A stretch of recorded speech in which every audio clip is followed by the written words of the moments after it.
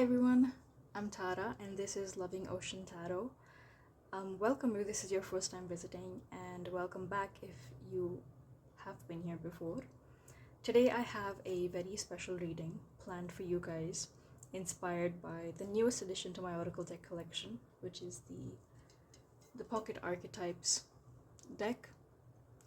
I got the mini version, which is super cute. I like small decks, which are they're easier to handle and they're easier to travel with.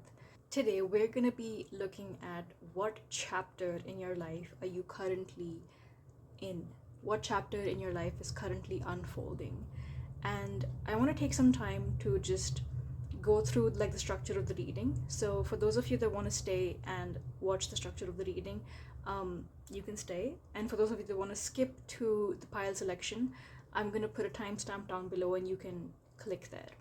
So yes, for the reading breakdown, we're going to be following a spread that was created by Krans, who is the creator behind the Archetypes deck, the Wild Unknown Archetypes deck. And we're basically going to be looking at four things, which is one, the self, or what part of yourself is the most important in this chapter of your life that you're currently in. Then we're going to be looking at the place, which is about what's the energy surrounding you, what environment are you in, what is going on around you that's contributing to this chapter in your life. The third thing that we're going to be looking at is the tool that is most important. I've kept it quite open as to how we can interpret the tool, but it's basically something that's going to be important for you to either make use of or let go of, or it has like its purpose and you need to figure out like what that purpose is, and we're gonna go into all of that together, so don't worry about that.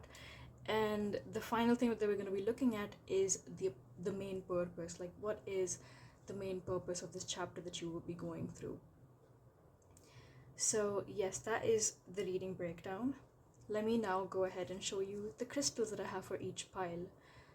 For pile number 1, we have blue apatite,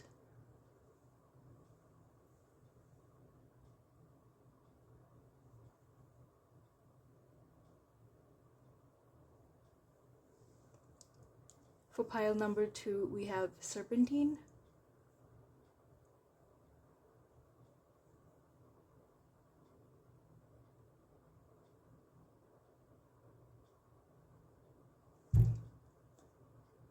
and for pile number 3, we have indigo gabbro. This is also called mystic merlinite.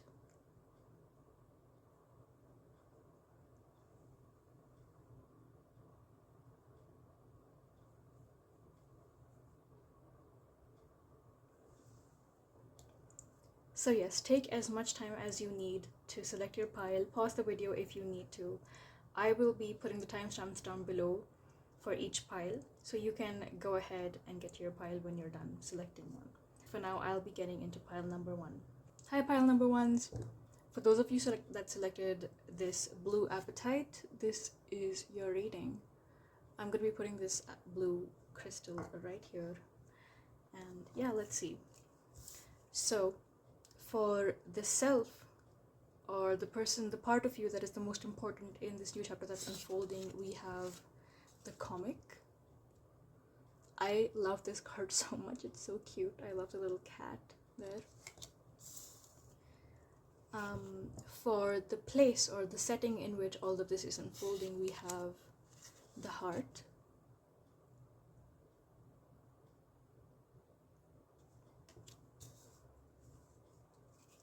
For the tool that you will need in this chapter, we have the offering.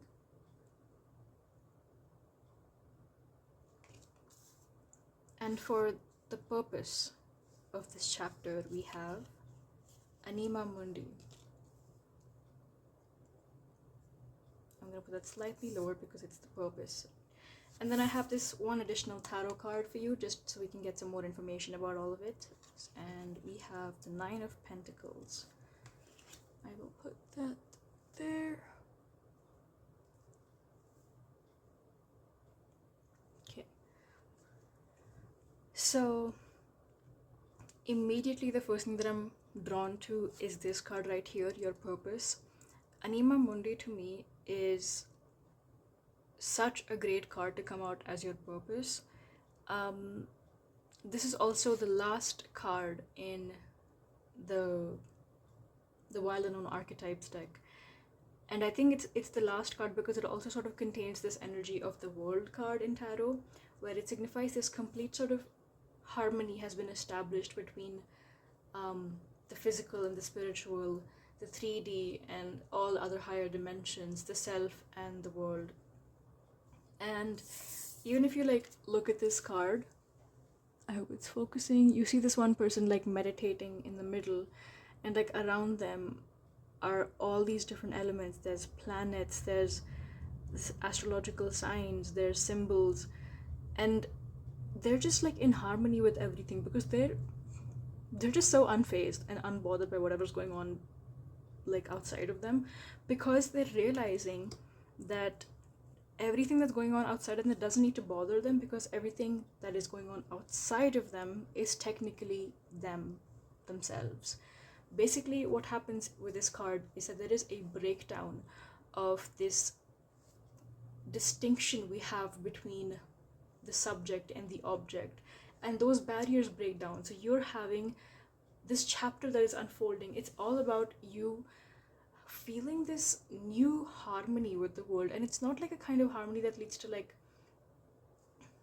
just joy or like happiness. It's the kind of harmony that leads to just like an is consciousness, you know, where like you just completely accept whatever is going on in your life, because you understand that there is technically no difference between you and something existing outside of you.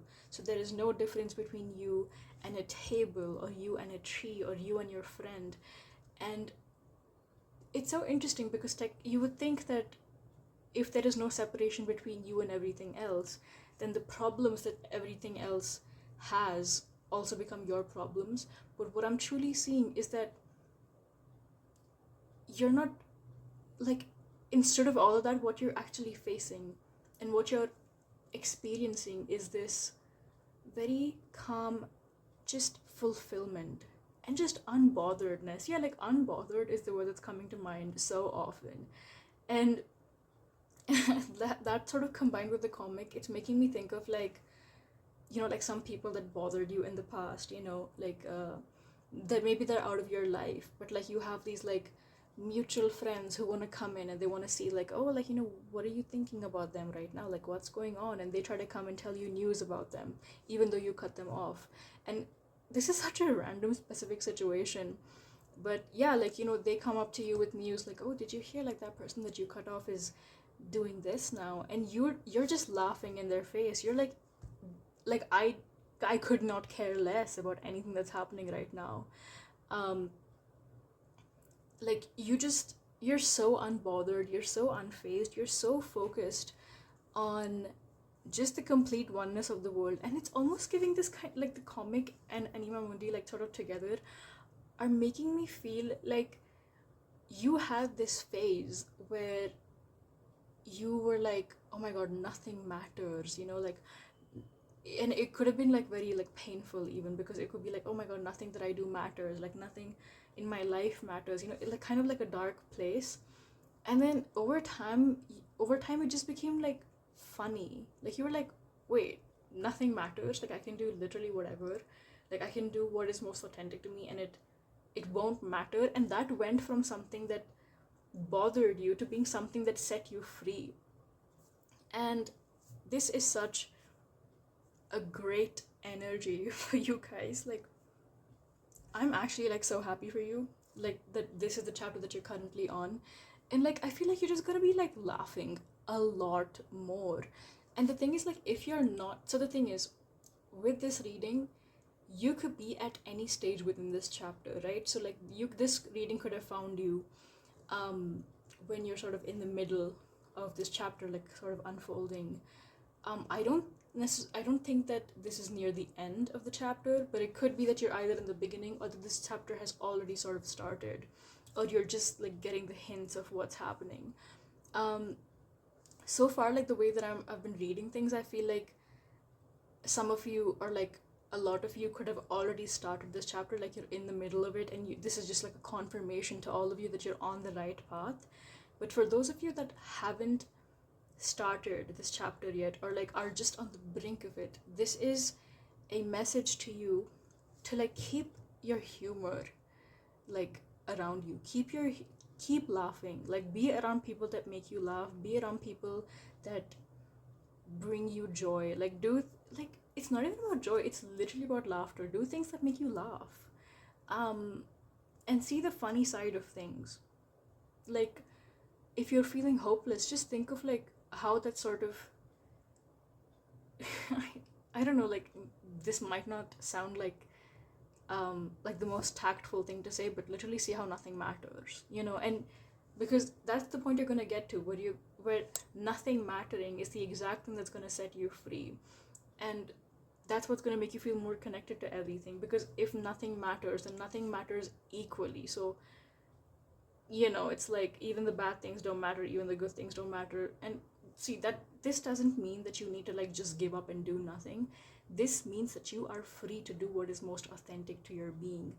And the reason this purpose is so interesting is because I feel like a lot of people can misinterpret this freedom and become extremely individualistic and do things that, you know, shut them in a box and shut everything else outside, because it's like, oh, like nothing matters, I can do whatever I want. And it's very like you're creating this wall between you and like the outside world. But this kind of not mattering, the reason this is important is because this is breaking down that wall.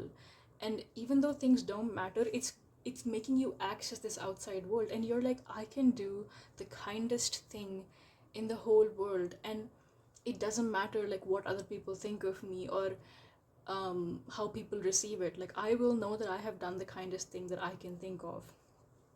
And it's like, yeah, like look at these like kind of paint lines that are extending outwards from this cat. Like it's like you're putting your actions out into the world, you're putting your energy out into the world, you're not shutting yourself in. And that's important, that's what needs to happen. Also, it's really interesting, like just look at this. Like we have these like paint like lines, and they're like in these like solid colors. And then we have this offering here. Oh, look, literally what I was just saying, like you can go out and be the kindest person you can be, because you now have the freedom to do that, and you don't care what people think of you.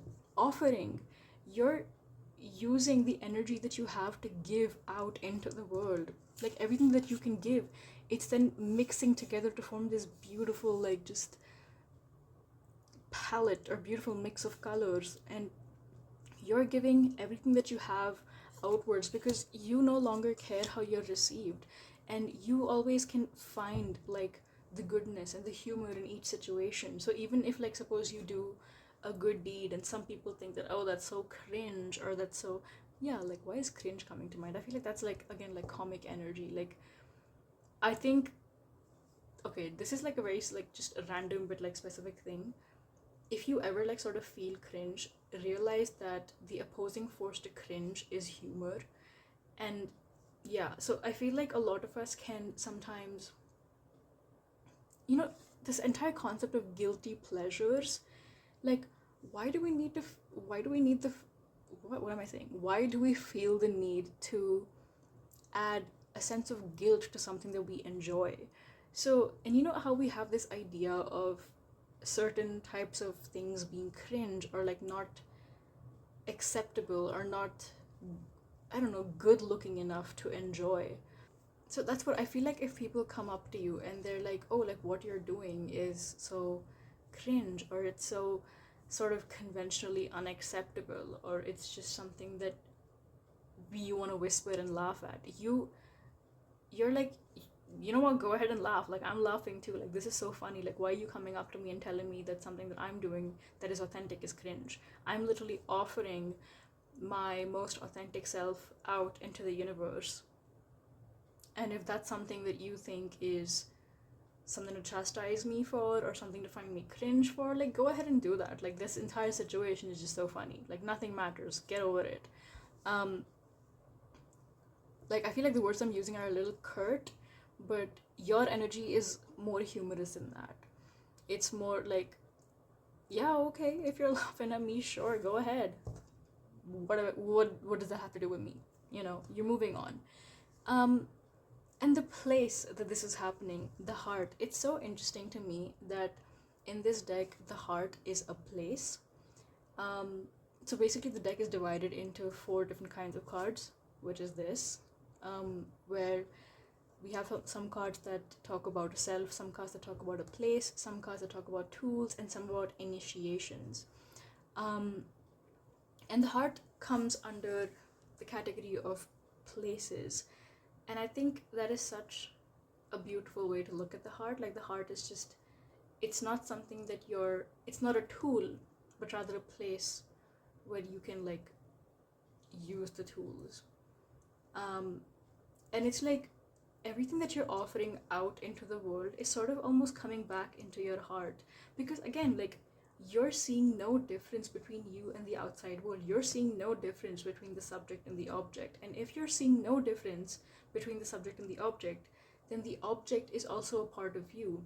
And the entire world then becomes this stage where you can put the most love out there and it'll just come back to you, because it technically has nowhere to go. If everything is one, then there is no traveling. Everything exists all the time. And if everything exists all the time, why not make that everything something so loving and so authentic and so kind and generous? And I feel like that ties in so perfectly with this 9 of Pentacles card. Like, this is somebody who's just getting the benefits of all the work that they're putting out. Yeah, exactly. Like, they're putting out all this, like, wonderful kindness and love into the world, and it's coming back to them.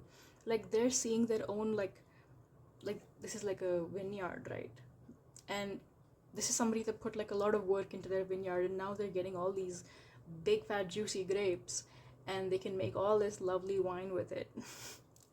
But yeah, like, it's just, you're realizing this thing of, like, what you give out is what comes back to you. And I think that's why, like, people, like, chastising you, or people, you know, deliberately trying to break your mental peace, like, that doesn't bother you, because you realize that, oh my god, they're putting out this negative, like, energy vampire vibe out into the world, and that's what's gonna go back to them. And it's almost like you feel pity for them, but I feel like the pity is gonna come a bit later. Like, for now, you're just laughing, and I think that's perfectly fine. You should take your time to laugh, because some of these people have really, like, bothered you, and they've bugged you, and they've hurt you, and I think you deserve a time where you just laugh at how stupid the entire situation is.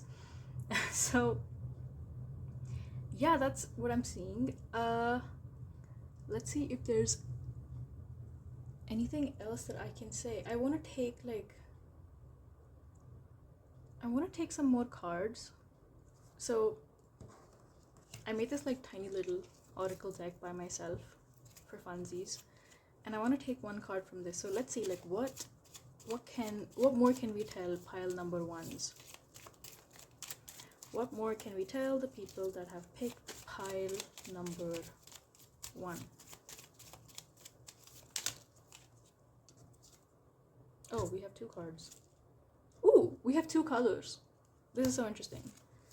Also, like, just forgive, like, the the quality of these cards. I made these, like, myself when I was 19. Except, like, these 2 cards, I made these, like, yesterday. So technically, the quality should have improved over the past 5 years. But, you know, we listen and we don't judge is the vibe. So, but yeah. And, okay, I added, like, these color cards to my deck pretty recently, because I wanted it to be so open to interpretation. And I think it's really interesting that both green and yellow came out. These are both color cards. They have nothing else written on them. And the green is immediately making me think of, like, this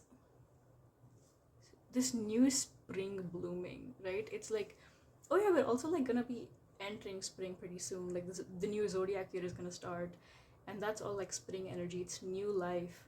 And yellow to me is the color of the solar plexus. It's the color of, and the solar plexus is the chakra of knowing who you really are. And this is just so connected to everything that we're seeing in your reading so far, because like your solar plexus is so strong, because your sense of who you are is really strengthening in this period of your life. And if you're on the brink of this period starting, then this means that maybe you could even like do something to work with your solar plexus chakra. This doesn't mean that you need to do anything like, if you're completely new to this entire concept of like chakras being these energy centers in the body, then maybe don't just Google stuff and do something, but like basically work on like strengthening your sense of self and figuring out like who am I, at the end of the day.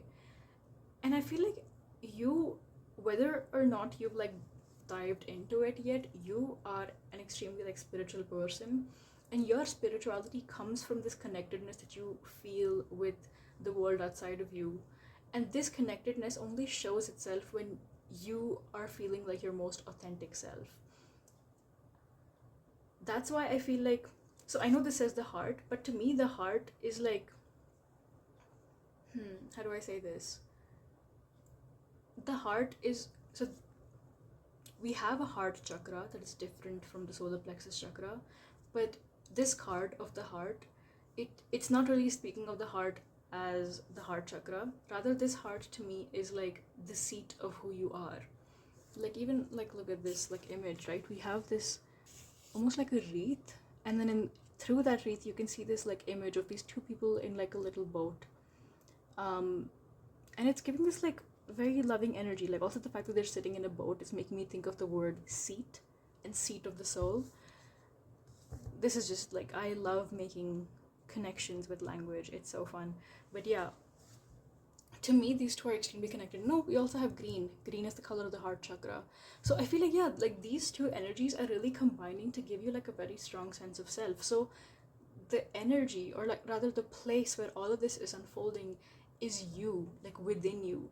And that is so interesting, because your purpose is realizing that you are no different than everything that exists outside of you. So it's like, this is such like, I feel like there's no proper words to describe this energy of putting love and work into yourself, and then finding out that you are connected so deeply to everything outside of you, that you are just one big thing, one consciousness. And so all the work that you put into you comes back to you like tenfold, 100-fold, the world fold, and it's just this extremely powerful energy. And what I love the most is the fact that you are the comic through all of this, because a lot of people can, think of this as like an ego death, right? Because if you're connected to everything else, that means that your ego is going through a huge transformation of, you're going from a place of your ego being the walls to yourself, to your ego literally melting out into the world. So your ego almost becomes the offering that you give to the world, and what the world gives you back is love, because they're seeing that, if you can pull down your walls and give your most raw, authentic, vulnerable self to us, we're gonna give you the love that you deserve for doing that, and we're gonna give you the applause, the respect. You're not even doing it for the applause and the respect, you're just doing it because it's just what's meant to be, because you're this person authentically. But the world is giving that back to you, because they're like, yeah, I see your move, and I raise you this new thing, and it's more love. And it's just, yeah, so you having this like comic energy through this like chapter is so great, because like people sort of associate ego death as being this sort of terrifying thing, or this really like painful process. And yeah, sometimes it can be, but this is showing me that you are being able to navigate this chapter with a lot of ease, with a lot of humor, with a lot of just lightheartedness. Yeah, look at me again with the language stuff. But yeah, like you're doing it with a light heart, because you're not, so this is like maybe a controversial opinion, but I see like a lot of people who talk about ego death, and then they make it like their marker, like, oh yeah, like I've had an ego death. And yet in every way that they describe this ego death, you see their ego shining through, that their supposed ego death added to their sense, like their sense of esteem, or like they think that they're higher than other people for having gone through a certain experience. But for you, you're able to do it with a lot of lightheartedness. So I feel like you're not taking yourself like too seriously in this. You're like, yeah, this is just happening, and in fact, this is the nature of the world. So I don't need to think that I'm some special chosen one. Rather, I'm just part of the one, and I'm going to do what I can and give out into the world the love that I want to see in it. And if it comes back to me, that's great, but you're not doing it for that. You're just doing it because that's who you are, and you're doing it with this carefree energy. And I feel like that's just so, it's so wonderful. This is such a positive reading, and I'm so excited for you to like embark on this new chapter of your life. I'm so happy. I'm just gonna leave you with like one more card. I like drawing just like a little message from this deck.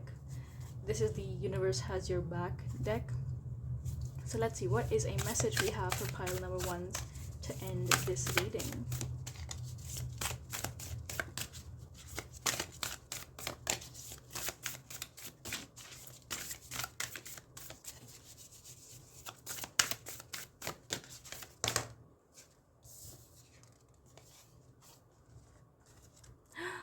My energy creates my reality. What I focus on is what I will manifest. Ooh, and look at this like imagery here of like this like geometric pattern, like almost reaching across these two like thresholds of like, they're almost coming across as worlds to me. But yeah, like what you put out into the world, you're realizing that that's what's creating your reality. So if you're putting love out, love is what's coming through. And the reason it's coming through is because there is no separation between you and your reality, you and the world outside of you. So we haven't seen like a lot of messages in here about manifesting, even though the Pentacles can talk about like financial abundance. But I think this is just like a confirmation of like this entire chapter that you're going through is extremely powerful in itself, but it's also like a great time to properly learn what it means to manifest something. And I feel like there's so much information out there about like manifestation, but this sort of makes me think of how you're sort of figuring out what manifestation means for you and what that process of manifestation looks like. And it almost feels like very easy, like just again this thing that I talked about, these geometric patterns like meeting across these thresholds. So it's like you and the world, they're just coming and meeting together, and it's almost like you're going on this like date with the world, and literally whatever you want is happening because you guys just become like the best friends, and you're working together. Yeah. Oh, this is so fun. I love this. But yeah, this is all I have for you guys. I'm so excited for you, pile number 1s. If you like this reading, if you resonated with it, drop a like and comment down below if you have any questions or what you think or how this resonated with you. If you like the reading, you can also subscribe. I do more pick a card readings. Sometimes I talk about my tarot and oracle decks, and right now I'm in this process of building a schedule where I post once a week because I'm really loving making these videos for you. So yes, like, subscribe, and comment if you feel like doing so. Thank you so much for watching, and thank you for letting me read for you. I'll see you in my next one. Bye! Hi pile number 2s. This is for those of you that chose this Serpentine crystal. I'm gonna put that there, and we're gonna get into your reading. So we're gonna be taking one card out each for the self, the place, the tool, and the purpose of this chapter of your life. So for the self, we have the Mentor,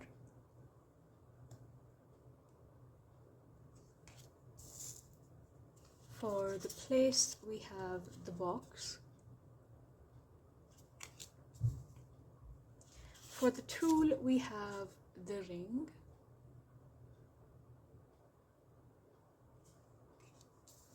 and for the purpose, we have Gnosis. I'm gonna put that there, And then I took an additional tarot card just for some more information. So for that we have the Queen of Wands. Lovely. Sorry, I just moved the camera. But yeah, before I even like get into the reading, I want to talk a little bit about what happened when I was shuffling these cards. So when I was shuffling the cards to figure out like what place or what energy surrounds you during this chapter, two cards fell out. It was this one and another one, but this one immediately caught my eye. But I just wanted to like reshuffle because I prefer when I get one card. So I asked the deck, and can I please get one more card? And the box fell out again, and I just feel like that's just confirmation that like we're really locked in. And this place, I think, like the significance of the energy around you is, well, it's significant, let's just say that. And because of like the way the box sort of came out twice, I want to like read what Kim Krans has to say about this. So let's start with that. Let's start with the box, and maybe there's even gonna be some things in there that you can sort of take from. Maybe there's some additional messages for you there. So let's see, what is this number? It's so hard for me to read Roman numerals sometimes. So this is what? This is 50, that's 40, 44. Okay.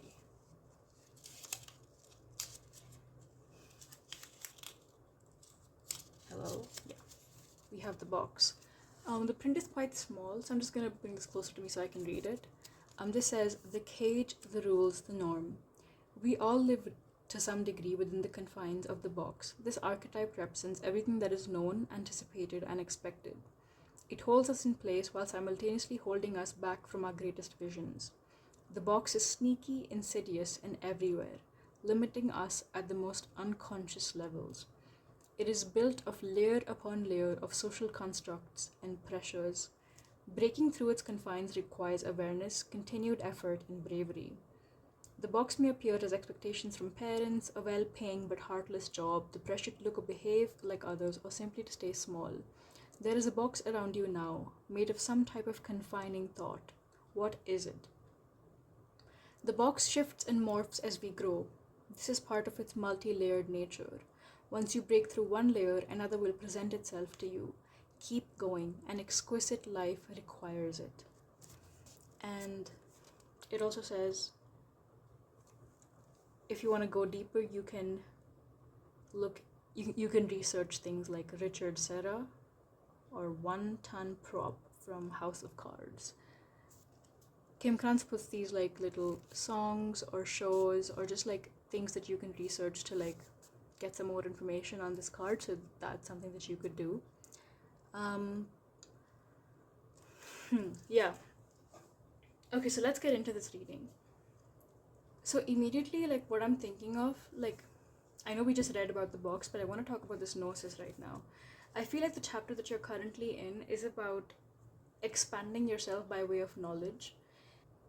It's so interesting, like look at also like the cards together, like there's these like lines, these multi-layered lines that like Kim Krans mentioned in the box, and they're also there in the background of this gnosis. And yet what's happening in this card is we have this bird that's flying, and it's like if you could imagine like these lines extending towards the center, but now that's sort of being covered by this more fluid colorfulness of this flying bird, and it's like the path this bird is taking is going to cover more of these lines until they sort of disappear. And I feel like right now you're in this very important stage. I think like you might also like sort of be going through like some kind of spiritual awakening, and it feels like an awakening that's related to like knowledge, because we also have the mentor here and the owl to me like is the what's the word I'm looking for, like the animal that accompanies Athena, the Greek goddess of wisdom. And I'm particularly thinking of Athena in the context of like the Percy Jackson books, where all her children are like people that really like acquiring knowledge and reading. And yeah, but like that's what oh yeah, we also have like a bird here, so there's like a lot of this like kind of airy, like bird energy, and it's making me think of like air again is like has a lot to do with like thoughts and words and language, and it's making me think of like knowledge acquisition. So this kind of like spiritual awakening that you're going through could be something that started because of something you read, or something that you went down like a rabbit hole of research around something and sort of like sparked something within you, or you felt a spark that inspired you to do a lot more research around it. And I think this is also like sort of making me think that it could have been something esoteric, like maybe you recently got into tarot and you're like doing like a big deep dive of what tarot means, and how to read the cards and like the symbols and the imagery and everything. Or it could be astrology, or it could even just be like philosophy or anything like that. But basically this is about learning this new chapter of your life. Like again, like it's kind of just making me think of the fact that I'm using the word chapter as in book, and I'm just getting this image of you like in this like huge old library where like the shelves literally extend to the skies, and you're just like feverishly like reading through books, and you're really like passionately sort of enjoying that. And some of the box is also reminding me of that, like this kind of, have you guys sort of heard of this concept of like the Akashic library, like the library where literally every single event that has ever happened, is happening, and will ever happen. Everything has been written down about every individual's life, every soul, all information that could possibly exist exists in this library. And I always imagine it as this like quiet place with shelves that extend into like infinity, like up beyond you. And like the kind of multi-layeredness of this card, like it almost like, I know it could seem like a 2D image where like the box, like the lines just kind of go inwards into the box, but if you look at it, it's almost like this perspective, when you like draw things and you're supposed to draw the perspective of a room. That's what this is making me think of, and this could literally expand forever. Are you guys being able to see, like, did I hold it like too far? But yeah, like, the perspective is expanding outwards into the world, and it's almost infinite.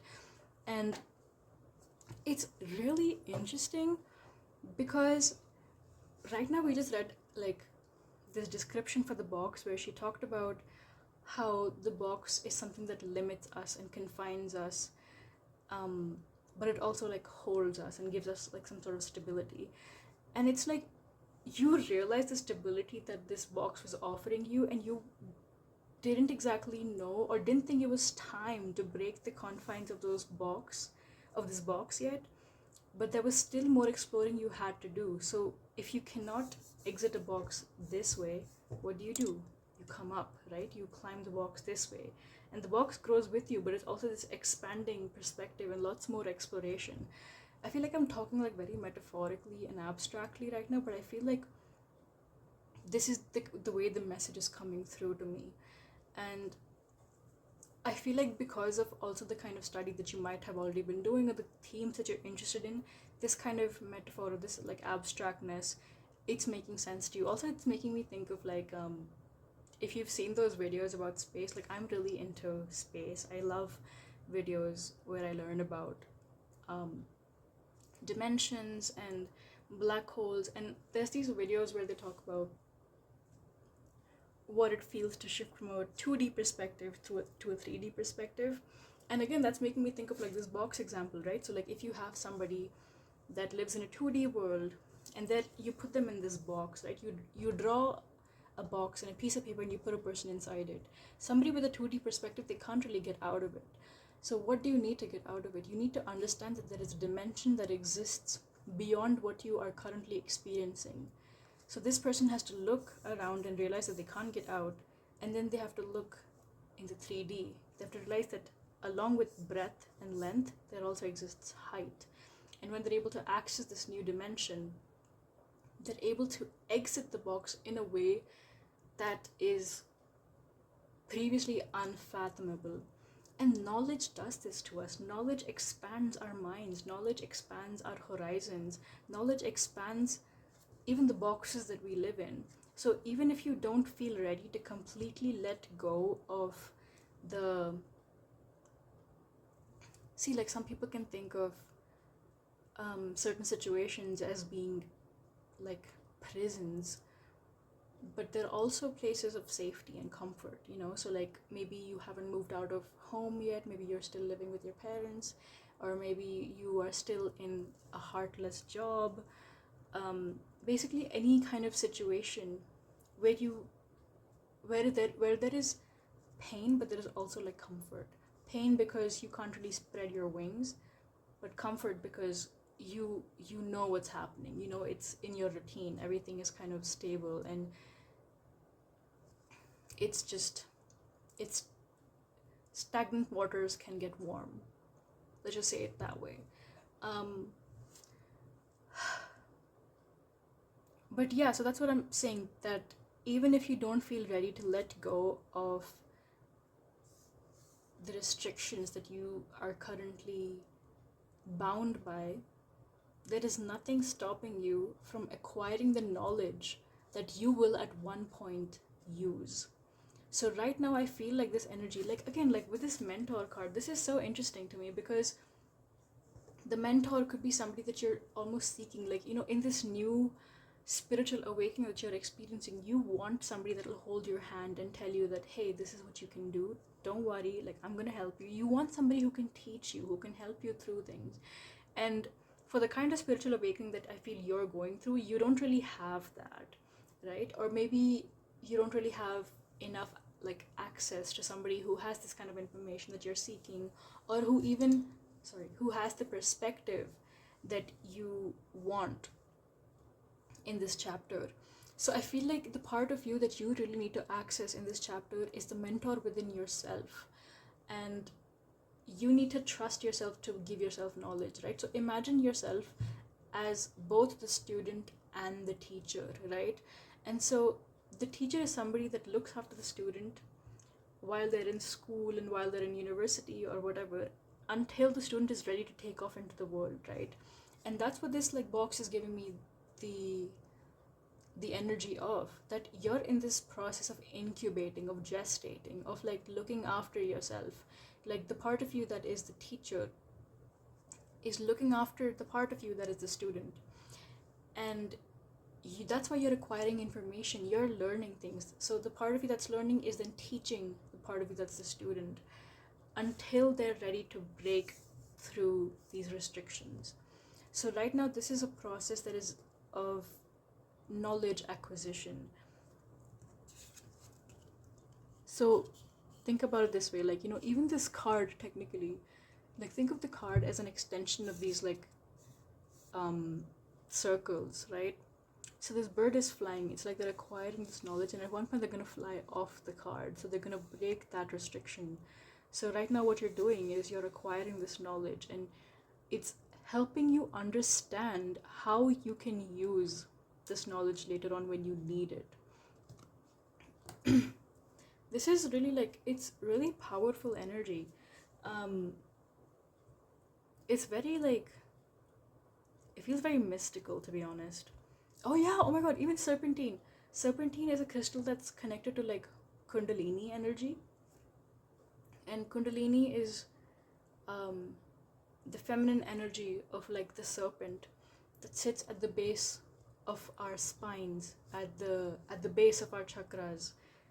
And it is through knowledge and through awakenings that this serpent awakens and travels upwards through our chakras, from the root to the sacral chakra, to the solar plexus, the heart, the throat, the third eye, the crown. And when this serpent fully awakens, when Kundalini energy is fully like embodied, that's when one breaks through this, the confines of the body, the confines of 3D reality. So this is giving me the like this imagery of like, you're slowly like awakening, you're awakening that energy, and you're learning things, and you're going upwards. And I feel like the Queen of Wands is like the perfect sort of card accompaniment to this. Well, there's a lot of cards that can go well, but like the Queen of Wands like I really like this energy here, because often like knowledge can come across as this like cold thing, right? Because we think of like experience as being warmth, and knowledge by itself is cold and lifeless. Like knowledge has no purpose until you sort of apply it. But we have this warm energy of the Queen of Wands, and that's because this knowledge is is working within you. So even if you're not applying it, it's like moving, and it's like generating warmth and a fire within you to like, it's like riling you up, almost like revving an engine until you're ready to go, until you release the clutch and you leave, you know. Well, that's how they drive manual cars. I don't know what kind of cars you guys drive. I don't know much about cars in general.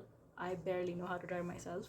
But yeah, like it's basically this energy of like the engine's getting warmed up. The engine's getting warmed up. You just need to say when, and you need to find the right timing, and then you're gonna be able to like just zoom past all your obstacles.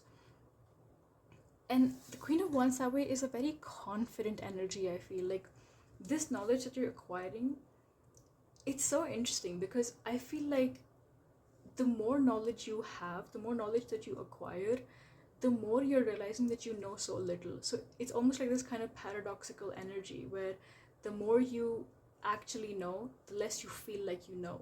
But it's this very like passionate energy. Like it's not making you feel bad, rather it's making you feel very excited about all these things that you can learn. It's like, you know, when you encounter like a book, suppose you pick up a book on astrology, right? And they start with like all these terms, like they talk about the planets and they talk about the, say, the conjunctions and trine, and like they throw all these like words around, and like each new word tells you that, oh, like I need to also look up what this means, I need to look up what this means. And it's like each new word is throwing you into this direction of like there's more to learn, there's more to learn. So technically the more that you're learning, the more you realize that there's more to learn. Like there's these, like everything is connected, and like everything is like a jumping point to a new realm of knowledge, and you're feeling very excited about all of it. Also, like this is making me think of like constellations and galaxies, which is again making me think of the kind of like connectedness of like everything is like a shooting point, a jumping point to like a new destination of learning. And you're just like traversing over all of it, and you're realizing that the more you see, the more you realize that there, oh my god, there's so much more to be seen. Whew, like even when this bird gets off this card, they're gonna realize that there's a whole world outside of them. And oh, it's, ooh, like I'm getting like out of breath and overwhelmed thinking about it. But I feel like you are the right person to be going through this, and this is the right time for you to be going through this. You are ready. So this is, if you haven't already started this chapter, this could be a sign that this is the part of you that you need to look for. Like, don't lose resolve, don't lose hope if you don't find somebody that can help you.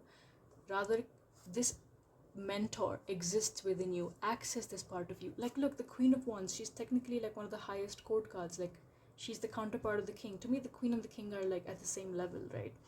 So this is the highest card, and this energy is your energy. So you already have this mentor within you. You have the Queen within you. Just like realize that you can access that energy, and don't let this fear of not having someone to lead you stop you from searching for the things that you want to search, that you want to look for, that you want to research, that you want to learn about. Yeah, and ooh, this is okay. Look at this. I was talking about like the serpentine energy, and like how is the Kundalini serpent, the snake, and like look at the imagery on this ring. Like it looks like a snake's scales, and the ring even talks about the sort of like I remember in the book where they talk about this card, where Kim Krans, she says that another sort of image that you can look into, another symbol, is the Ouroboros. I think that's how you say it. Let me just like, how do you say that? No, wait, how do you say that? Ouroboros? Yeah, so start. Oh, look at this. It's also giving you stuff that you can study. It's saying study images of the mandala, the unus mundus, the Ouroboros, and the medicine wheel. And if you want to go deeper, there is something called Rilke's I live my life in widening circles. Ooh, look at that. How perfect is that? I live my life in widening circles. The more you travel, the more circles you see, and the more there's to like expand yourself on. Oh, I love that. I'm gonna actually like put that on the screen so you can like note that down if you want to. But yeah, Very interesting. Also, the ring is making me think of like crystals, even like how, you know, people wear rings with crystals on them. So if like on this journey you sort of feel like picking up like you were like, oh, I want to connect to the energy of this crystal, and you wear it on your body, um I think I want to say that be a little more careful and make sure that you're doing the right research about like what crystals work for you, because in sidereal astrology, in Vedic astrology, there is a big emphasis on what kinds of crystals work for which kind of person. So maybe if you have like access to a professional astrologer, you can ask them if you want to wear a particular crystal. But yeah, I'm kind of getting that like sign where don't just give yourself half-hearted knowledge and wear something that you want to connect to. It's okay if you want to wear something just because you think it's pretty, but if you're going into it with the intention of, oh, I want to wear this crystal because I want to connect to its energy, I think you should be a little careful. Do some more research, make sure that it works for you, make sure that you know how to work with it, make sure that you know how to handle it, and that you're ready for it, you know, like that's what it's all about. Like, it's about gathering knowledge until you're ready to apply that knowledge, right? Until you're ready to take on that energy and take on what it means to break through your restrictions. So that's the same thing with this crystal as well. Like, make sure that you know that you're ready to handle the energy of the crystal before you wear it. That's a very specific message for some of you. But yeah, that's what I'm seeing. I also want to take one last card, where I like to end my readings with one card from the Universe Has Your Back deck, just as like a nice message to leave you with. So let's see, what card do we have for pile number 2s? What card do we have for pile number 2?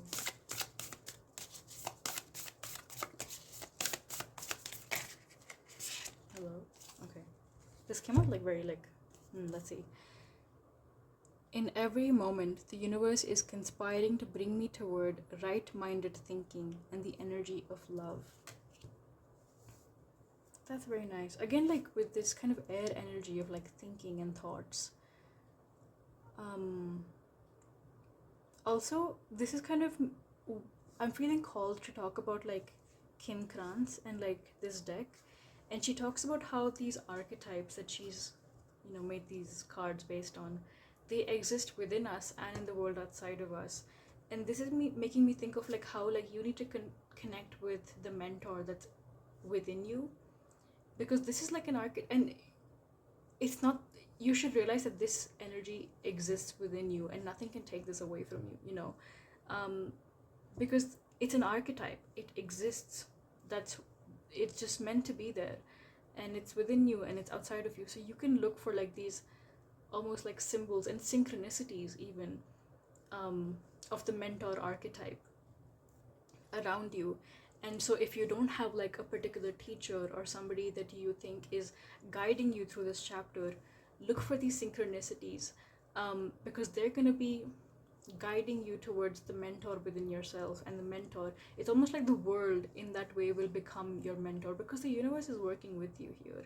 The universe wants you to take off. The universe wants you to like get this knowledge and, you know, break past all your restrictions. They're like, the universe is being extremely supportive of you. Yeah, so I'm just gonna read that again. Like, in every moment the universe is conspiring to bring me toward right-minded thinking and the energy of love. I'm gonna leave that there. I know you're in this like, either you're just about to enter or you're already like in the middle of this energy of acquiring knowledge.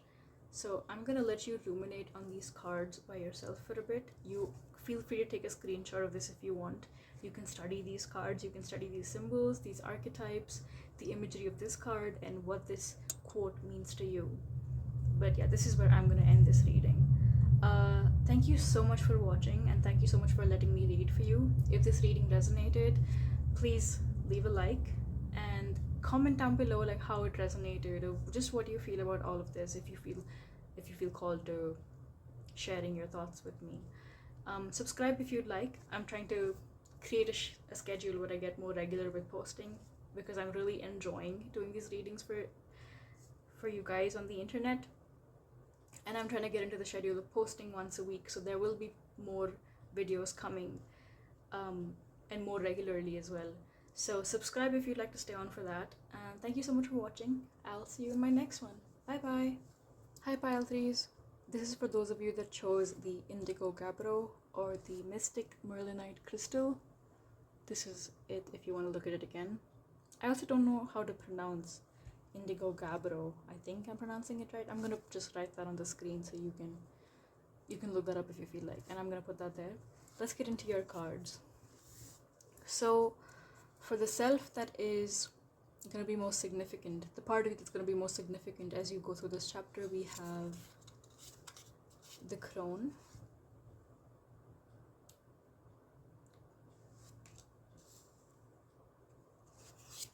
for the place we have the Underworld,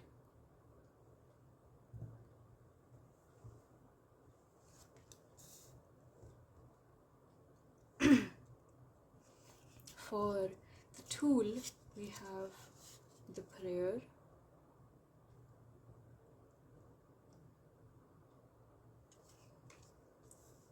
and for the purpose of this entire chapter we have Apocalypses.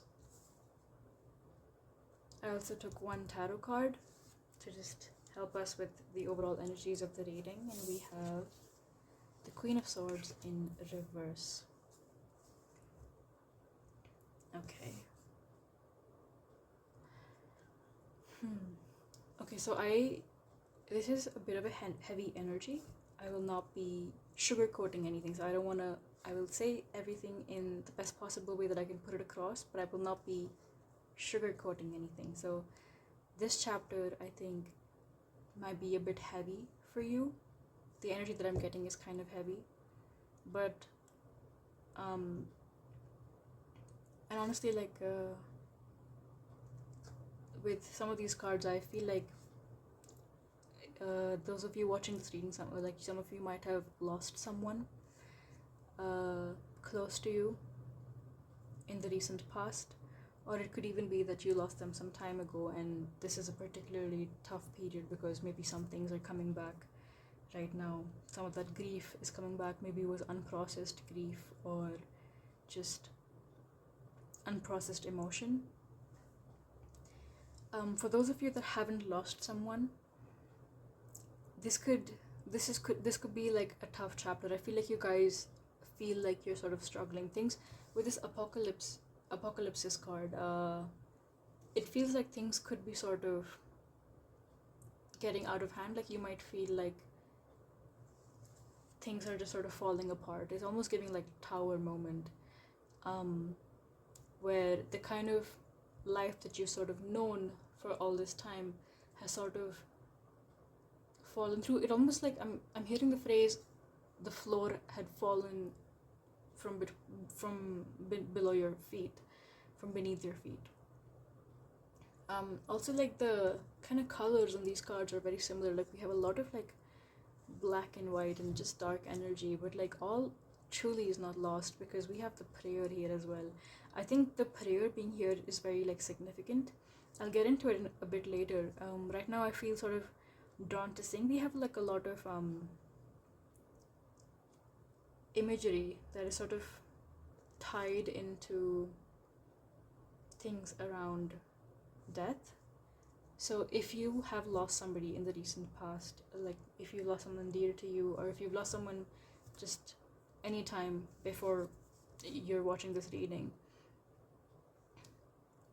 this could be significant because like we have crows here, and then we also have these like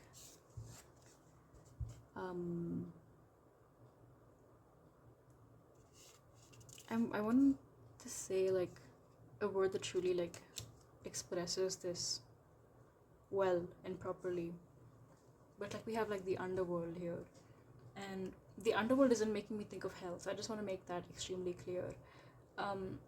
The underworld to me right now is just making me think of like the realm of people that have passed on, And it's making me think of like Hades, and it's really interesting because like in another deck as well, like sorry, in another pile, I was seeing like more like Greek mythology related imagery, like those kind of messages were coming through, and even apocalypsis is a Greek word. So that could be significant for you guys, like maybe something to do with Greek mythology, or just Greece in general. Maybe you could have visited Greece recently. If so, that is like a confirmation for you guys. But yeah, this overall is giving me like kind of like a heavy energy, and especially with the crone coming out in the self. The crone to me is a very interesting kind of energy because the crone is extremely powerful. The crone is somebody who is outside of the realm of convention. And I think this can sort of happen when we are dealing with grief, not only in terms of people passing away that we love, but also in terms of just if we're just processing grief that we haven't processed earlier from life, or maybe we're even grieving like a part of ourselves that we feel like we've lost to a new chapter, or we're grieving a life that we once had. So that kind of, the crone is like, I think that grief makes us so how do I say this, like so averse to the normal structure of like social functioning, right? Like when you're grieving, you don't think about what's socially acceptable. You don't want to come across as this happy-go-lucky person. You don't care about like what people think of you, because in that moment your grief is most important, and you're like, yeah, like I'm in pain, and that's what I want to focus on, and that's what I want to process. And that's why like a lot of people, we have this like thing where depression can often make it really hard to take care of yourself as well, like to physically look after yourself, to eat well, to sleep well, to just nourish and take care of the body. And the crone to me is like that kind of person who is outside, who is on the fringe of what people can consider to be like normal social functioning. And what's interesting here is that while being at this fringe can be like a very lonely and isolating experience, it also gives us an unexpected freedom, because you realize that you're not tied down by anything. And so especially when you're grieving, it's almost like being placed on the fringe of normal social functioning allows you the freedom you need, the freedom, the time, and the space that you need to truly process everything that you want to process by yourself. And I feel like right now, like you could be sort of going through a time where you are sort of pulling away from like your social circles. You could be pulling away from like spaces that you otherwise frequented in your life, and it feels like that you are undergoing this like extremely like turbulent time where things feel so uncertain, where things feel so unsure, and it just does not seem to make sense.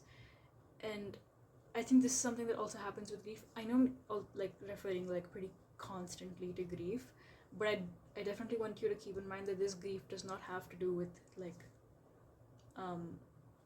the passing away of somebody that you love or This grief could be in any way. Like grief often could even be something that just attaches itself to us over time. Like maybe when you were a kid, a lot of your authentic existence was cut down by the expectations people placed on you, and over 20 years of really shouldering the burden of keeping up with other people's standards and other people's expectations, everything finally caved, and you were left with this immense grief of losing the person that you once were.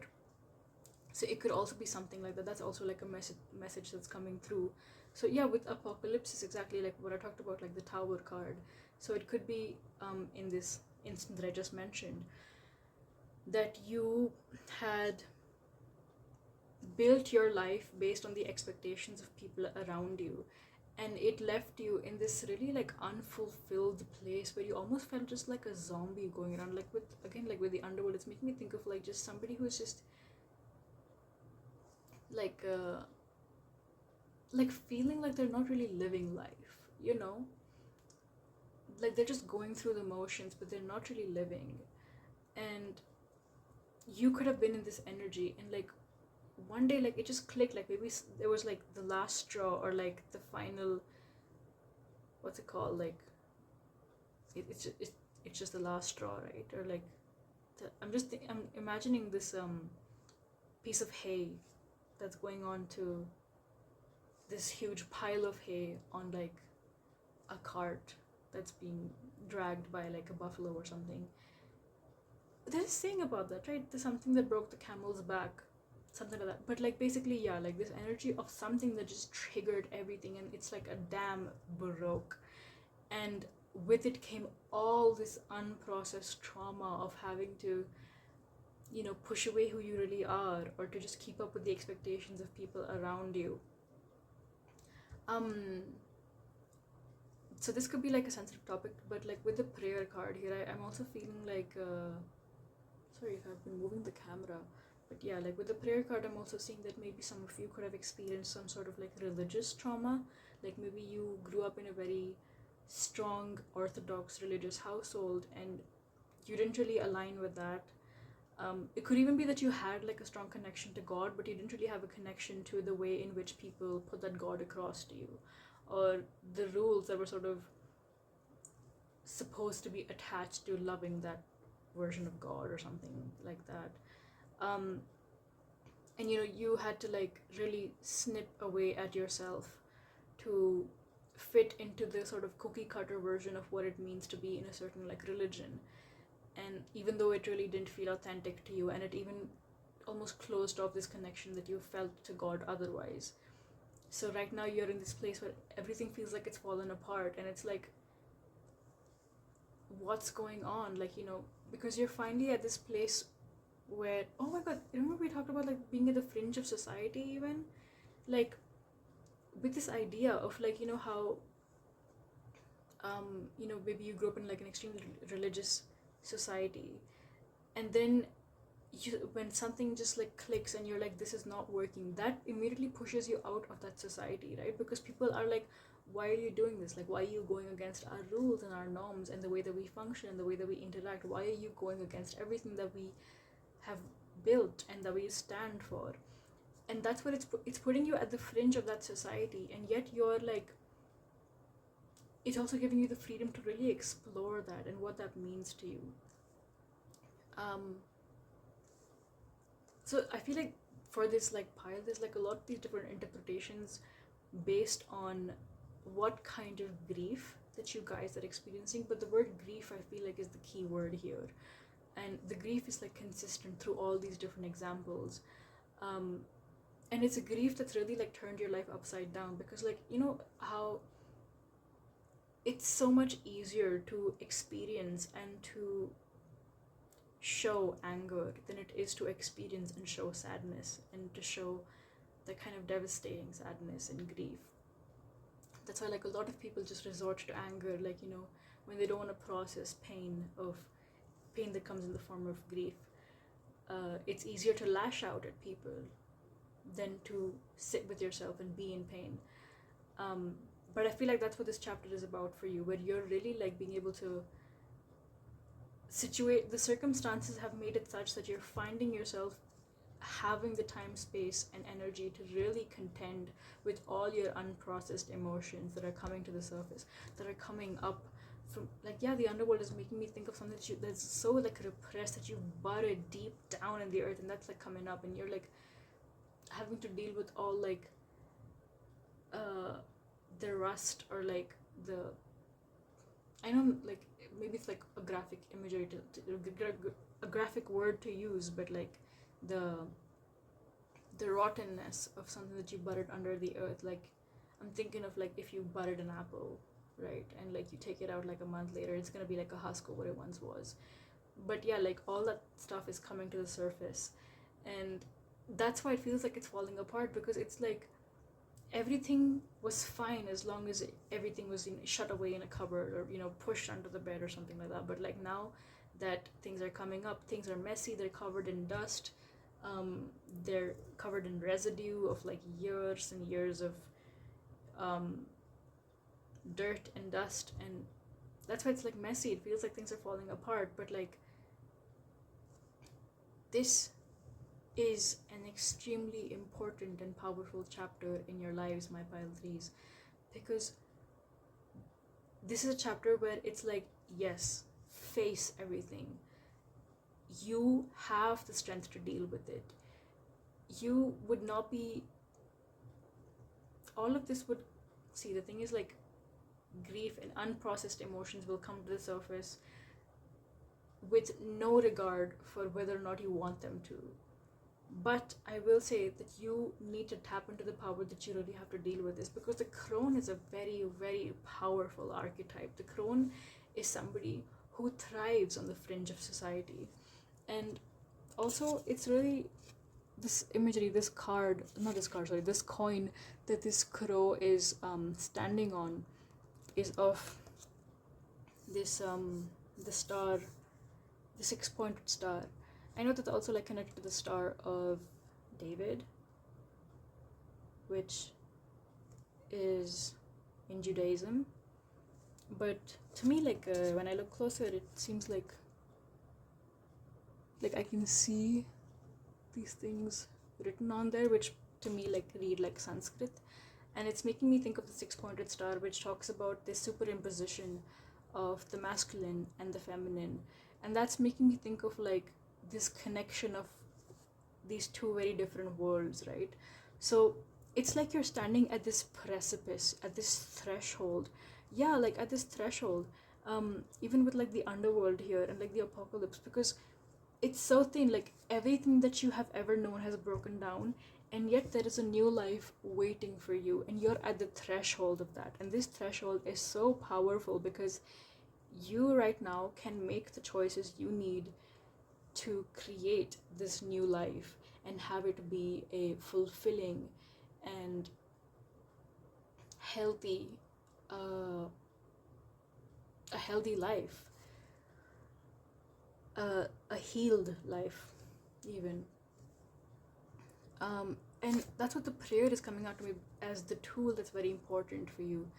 Also, it's really interesting that I saw like the 6-pointed star with like Judaism and also with like Hinduism, and we talked about religion earlier as well, so I feel like that message could also be true for those of you that have been brought up with like religious trauma, that the prayer is still important. Like, remember when I talked about like how you still had a connection to God? And look at this, like we have like all this like dark energy, like with the dark colors here, but then we have the prayer card, which also has this, look at this, like the hand is in like black and white, like it's in grayscale, but there's this like beautiful, like bright, shining, warm light coming through from this corner, and it's like you're reaching from beyond, like this part of you that's just rising up from the ground.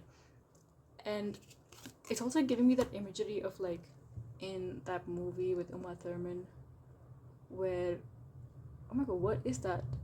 Like I have such like a vague and yet vivid memory of watching that movie when I was a kid with my parents, and she's in like I think her teacher or someone, they bury her in a ground in like a box, and she literally like breaks the box, and she comes through from the ground, and that's what this is making me think of.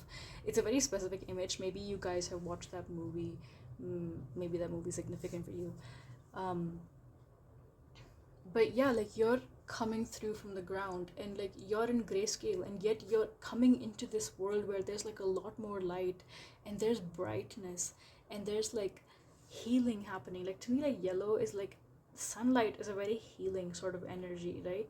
Like it's giving me this energy of like when you open the windows and you throw open the curtains after like a long period of being cooped up in your room, and there's like fresh air and light that's just putting everything in your room in like this new perspective of like health and vitality. So I feel like prayer is an important tool that could help you sort of access this world, right? So like, even if you like have had religious trauma, or if you're facing any kind of grief, rely on your connection to God. Really like kind of build your personal relationship with God the way that it feels most authentic and most true to you. And talk to God often. Tell God what you want. Like, give to God your pain, and give to God your worries and your anxieties. And see, like, I remember in the beginning of this reading we talked about like how being the crone can be like a very lonely and isolating experience, because you're at the fringe of like acceptable society, right? And in that loneliness you need somebody who can give you strength. And I feel like God, like, this could be whatever kind of belief that you have. You could believe in words like many different words for God, or like you could think of just the universe, the cosmos, collective consciousness, oneness, some kind of grounding idea that you can pray to and give your worries to, and be like, my pain is my offering, like, help me, like, I want your help and I need your light. And use that prayer to strengthen yourself. And I feel like often, like, a lot of this anger and grief can get processed in our prayers, right? Because you could be like so angry at God and be like, how could you do this to me? Like, how could you not protect me? How could you not protect the people that I loved? You know, you have all this like anger. God is telling, this is making me think that God is telling you that you can yell at God. You can tell God, oh my God, I'm kind of tearing up right now when I'm saying this. Yeah, like, you can just yell at God and tell them like, how could you do this to me? Like, and yell at them all you want. And then once you are done yelling, then let the tears come through and cry to God and be like, why? And go through all those stages, like, give everything to God. I'm really like, my eyes are so like, I'm really emotional right now just reading this. This is it's such a strong energy, and like, it's so painful, and yet like I see this new life being born. And like, over this time and period in this chapter where you're having these conversations with God and you're giving everything to God, you're giving your anger, your grief, your pain, you're also gonna get to this point where you're able to talk to God and be like, you're gonna look back and think, thank you for helping me through that. Like, thank you for being there. Thank you for listening to my anger. Thank you for listening to my grief. Thank you for holding me and saying nothing and just accepting everything that I gave you. God is loving. God accepts you, like, no matter who you are, no matter what you feel.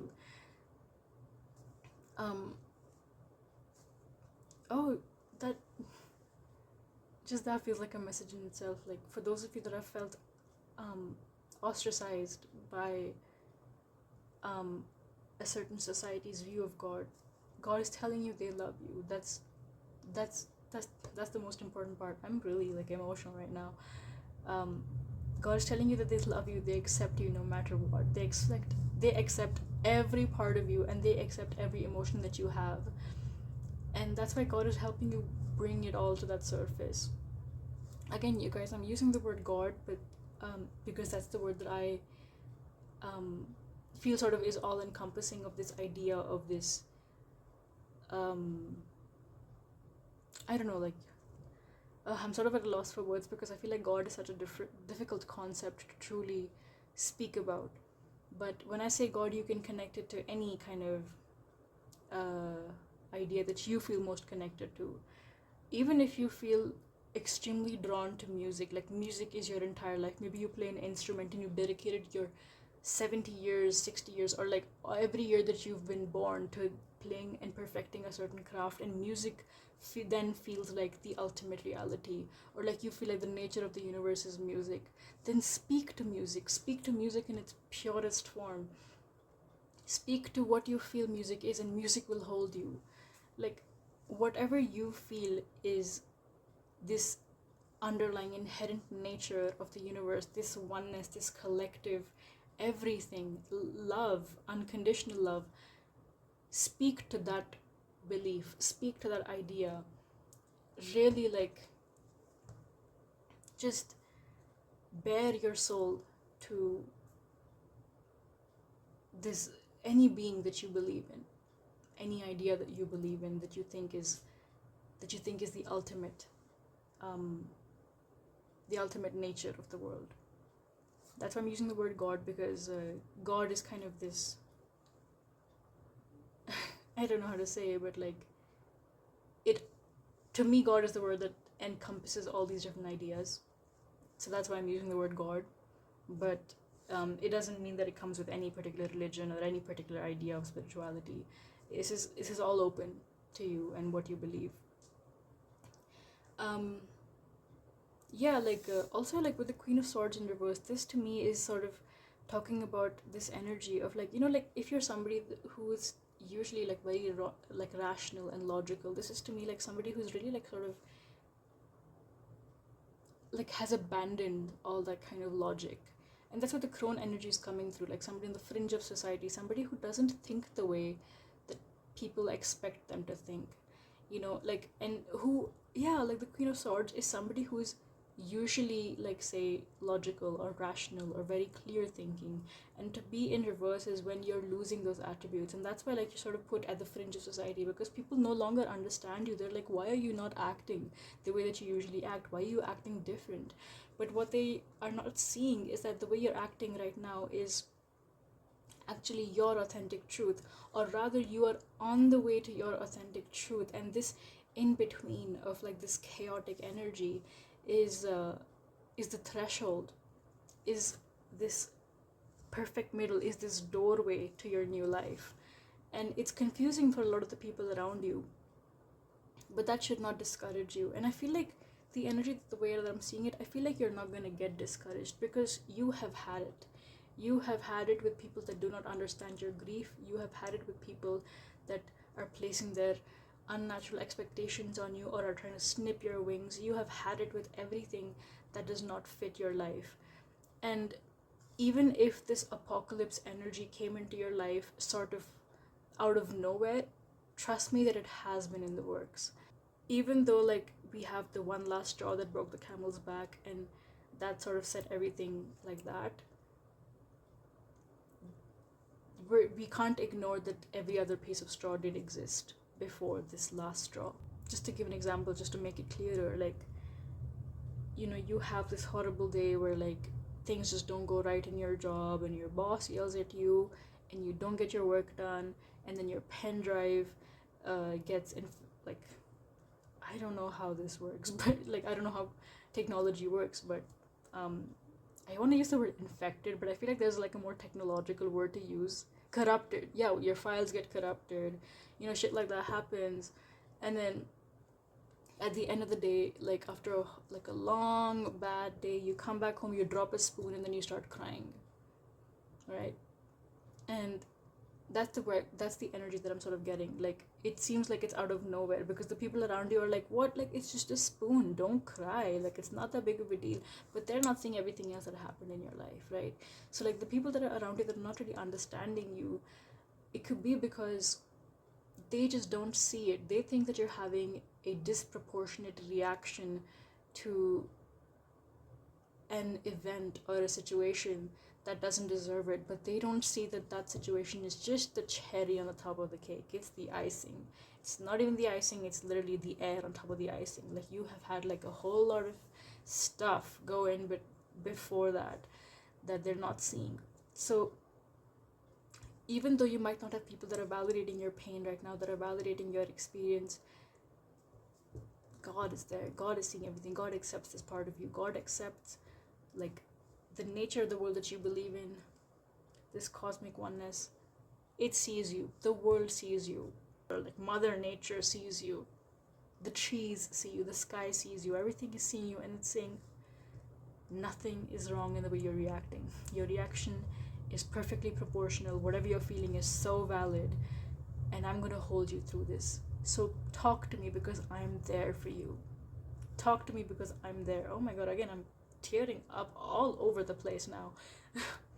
But yeah, before I leave this reading, I want to take one last card for you guys. I like to end my readings with one card from this The Universe Has Your Back deck. So yes, what do we have for pile number 3s? Oh, sorry. Ooh, like, it's shuffling very strangely, I feel like. Okay.